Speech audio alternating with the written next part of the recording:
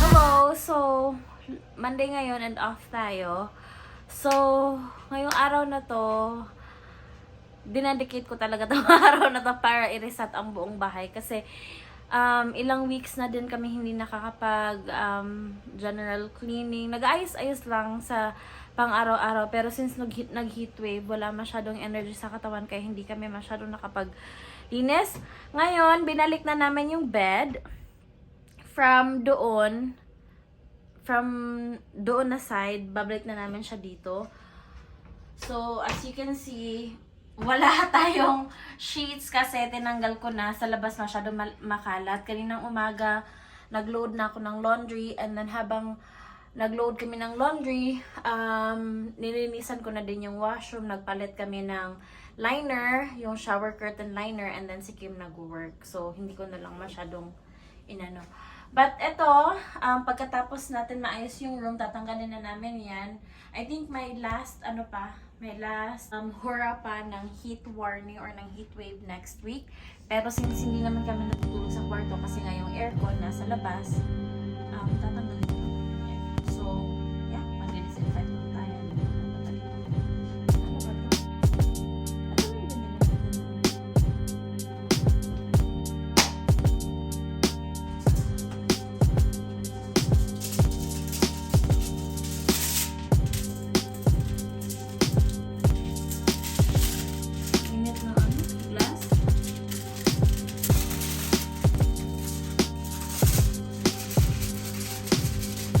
Baba na lang ha.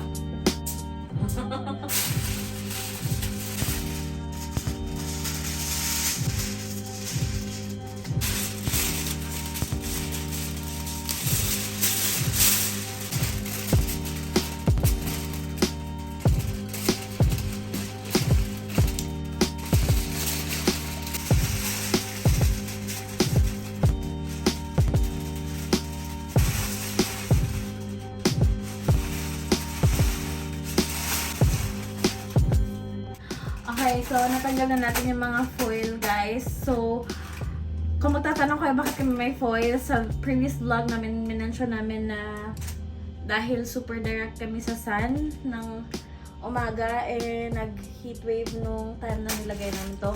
Pero may isa akong na iiwan, yung bandang yun, kasi yun yung sobrang tapat ng ice namin. Hindi na kami blackout curtain kasi ayaw namin na mag-gel pa or maglagay pa ng hole dito sa namin, parang bawal ata. Bawal tayo, di ba? Bawal mag-gel dito sa apartment namin. So, hindi na lang muna kami naglagay. Although, meron na mga alternatives, pero hindi na namin papahirapan yung sarili namin. So, yeah.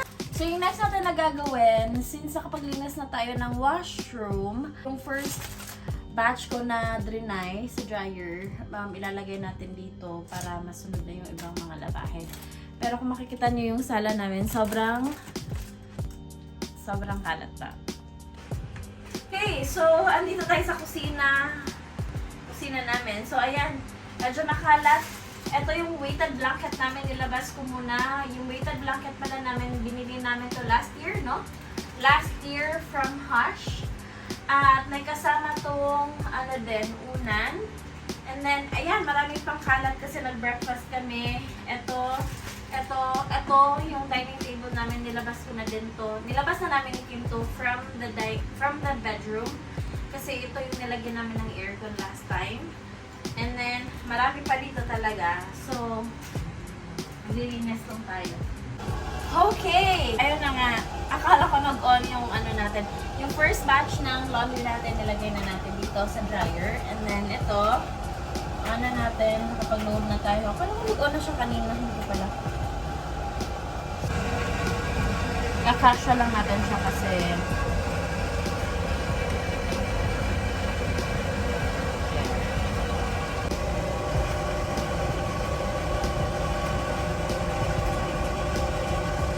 ito pala ginagamit namin na laundry detergent or detergent soap kasi detergent, tama ba? Laundry detergent. Yeah, ito yung ginagamit namin yung Gain. Actually, dati ginagamit namin Tide. Tide at saka Ham and Hammer, pero... Arm & Hammer. Arm and Hammer. Pero...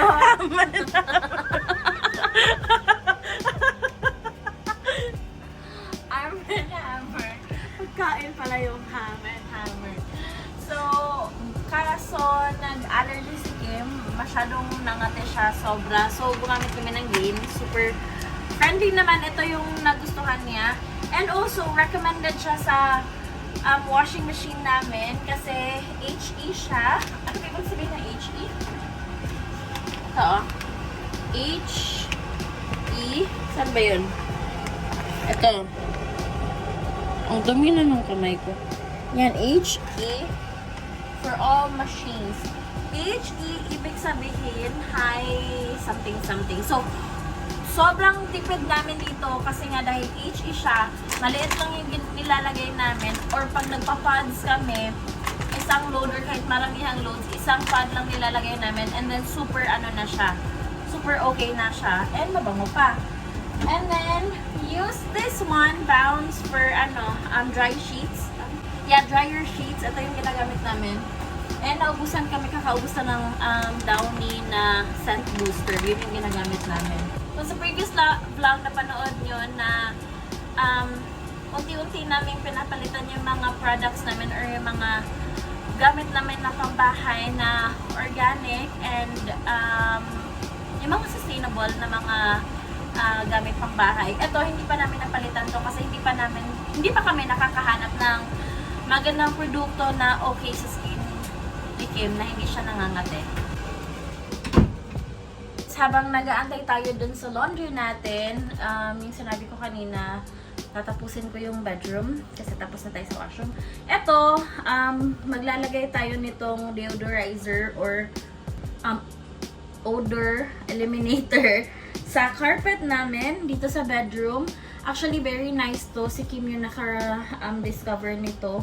Alam ko meron na to nag-i-exist pero hindi ko naman alam na meron pala sa Arm & Hammer nito.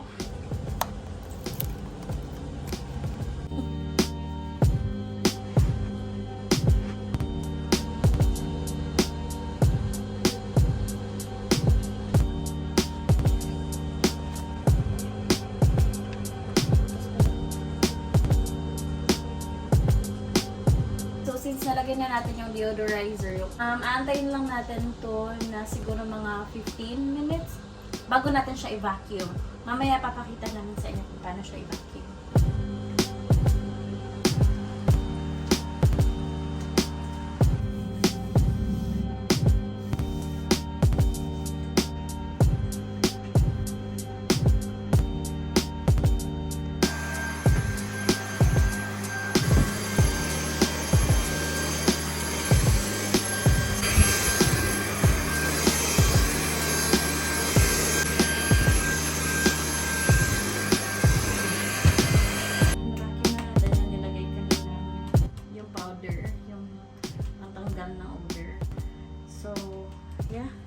Galing-galing ng Dyson. Salamat po kami sa vacuum namin. Kasi bumili kami dati ng mumurahin na vacuum, yung less than 100. Nasira siya agad. So, nag-invest kami sa Dyson kasi mag 1 year something na natin to, no? Pati yung fan din namin na Dyson, 1 year something na yun. Actually, magto 2 years na yun. Yung Dyson na fan namin. Then, itong vacuum namin. Very helpful. So, since tapos na ma-dry yung first batch natin ng laundry, ilalagay ko muna sila dito para mas mabilis silang i-fold.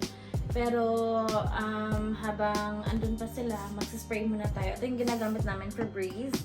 For dito sa sa bed namin. Sabi dito, it kills 99.9% of bacteria. So, antibacterial siya, but ito, usually, bina-vacuum namin to or nililint roller kasi nga may mga buhok. And then after that, nilalagyan namin ng ito, Febreze. So, yung first batch, tapos na siya mag-dry. Ito, pangalawang nilabhan natin, nilalagyan na natin siya sa dry.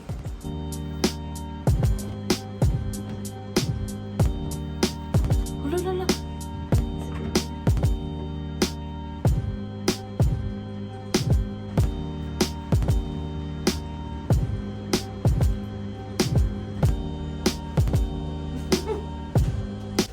Okay, magbe-break lang muna tayo guys. Kukuha muna tayo ng ice cream kasi masyadong mainit. As you can see, dito sa likod namin, hinahang ko dito yung mga ayaw kong i-dryer na mga damit namin ni Kim. So dito, I think, dry na ata siya eh. Pero, yan, mag-ice cream muna tayo. Papakita ko sa inyo so far yung mga labahan dito. I mean, ng mga nalaban na. Yan, lahat ng yan.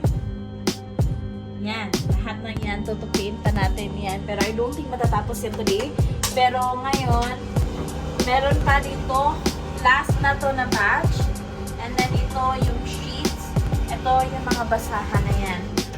Kung hindi man ako matatapos today sa lahat ng laundry, siguro at least malinis lang yung dito sa hallway. And then yung bed ready na for bagong sheets natin and all kasi back to work na ako ng Wednesday. So off pala ako ngayon Monday and Tuesday kasi gusto na natin ng break.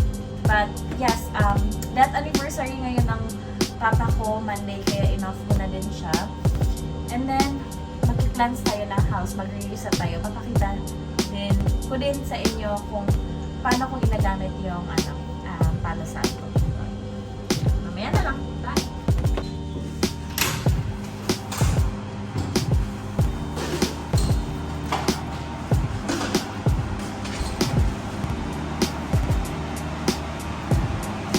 Nagod pala tayo ng basura kanina. Ito, lahat ng toyo na nakuha natin ng mga basura habang maglilinis tayo.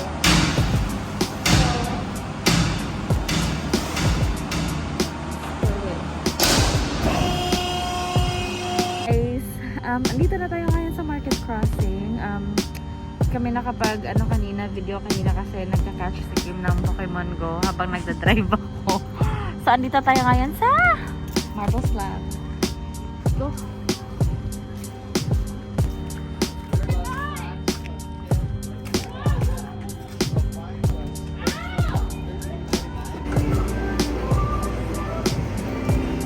Pumili kami ng ice cream.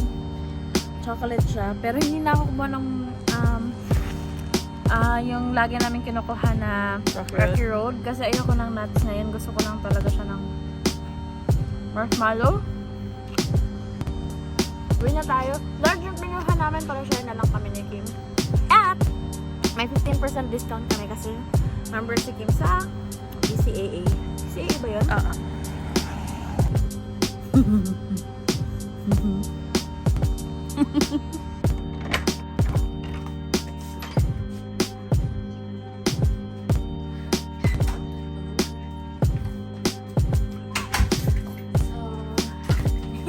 Galing na tayo. Ice cream. Naubos na pala yung ice cream. Marbles lang. So, gabi na. I think, tatapusin ko tong video na to bukas. Kasi late na din. But, tapusin natin yung pag-fold ng clothes and yung pag-aayos ng buong bahay. Kasi, Wednesday balik work na tayo. So, wala na tayong time. Magiging busy na tayo. So, good night for now. See you tomorrow morning. Sorry, kumakain ako. Tatapusin na natin lahat ng mga ginawa natin kahapon, no? Sorry, hindi na pala natapos yung paglilinis natin kahapon sa bahay kasi masyadong late na. And then, medyo marami-rami tayong nilabahan for ilang days na nawalan ako ng ganang gumalaw. I don't know. For some reason, siguro dahil mainit masyado, wala masyado tayong energy. And today, I'm so very happy na off pa din ako. 2 days ko actually itong binook na off. January pa. Kasi sa work namin, kailangan may scheduled vacation. Kasi for breaks lang, ganun. Kung hindi man naman gagamitin, that's okay. Pero, ini-encourage nila na mag-book talaga ng off. Kaya, binook ko to. Kasi nga kahapon death anniversary ng papa ko. And then, I decided na baka pwede kong gawin na 2 days na lang yung off. And then, so ngayon, nagising ako kanina umaga, mga siguro 7:30 kasi umalis din si Kim na papuntang work. Nag-grocery lang ako and then nag-ready. And then, tingnan nyo naman, sarado yung mga blinds namin kasi sobrang init ngayon para hindi pumasok yung init din. And then, nakaligo na tayo. Nakalabas na din yung natin, chicken natin para mamaya. Ito, for dinner. Binalabas na ni Kim eh. And then, kanina nag-boil ako ng egg for breakfast. And then, gumawa din ako ng tuna. Ayan. And then, yung coffee natin. Kaya, kakain muna tayo. Alright guys, so today, bubuksan ko na tong nabili natin na Palo Santo nung weekend. So as you can see, meron kaming mga ganito ni Kim. Ito yung previous na Palo Santo na binili namin. So before ako pupunta sa kwarto para magtupi ng mga nilaundry natin, after kong kumain, naghugas muna ako and tinapos ko lang yung pag-aayos ng tinulugan namin sa sala kasi nga dito kami natutulog dahil andyan yung aircon. And so, ngayon, gusto ko munang mag-ritual. So, ito pala yung sage namin. And then, this one, mga stones to. Nabili namin to sa Cochrane sa Alberta last year nung nagpunta kami ni Kim ng Calgary. And then this one, Palo Santo, ito yung nabili namin last weekend sa Broadway. And then ito yung mga Palo Santo na yung akin na talaga last year pa. And then this one, sage.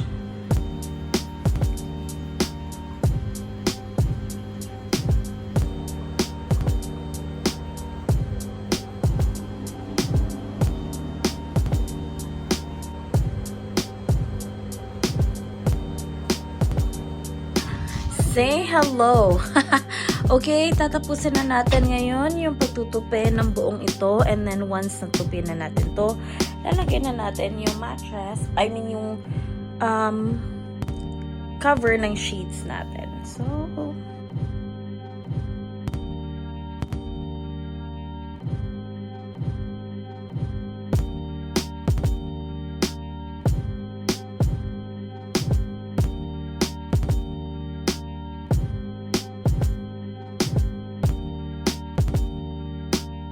okay, so nalagyan na natin yung sheet dito. Medyo natagalat lang tayo kasi ang kapal ng mattress kasi namin ni Kim. And gusto namin kasi very steady to. Hindi masakit sa likod. Matagal na to actually nung pagkalipat namin sa building na to.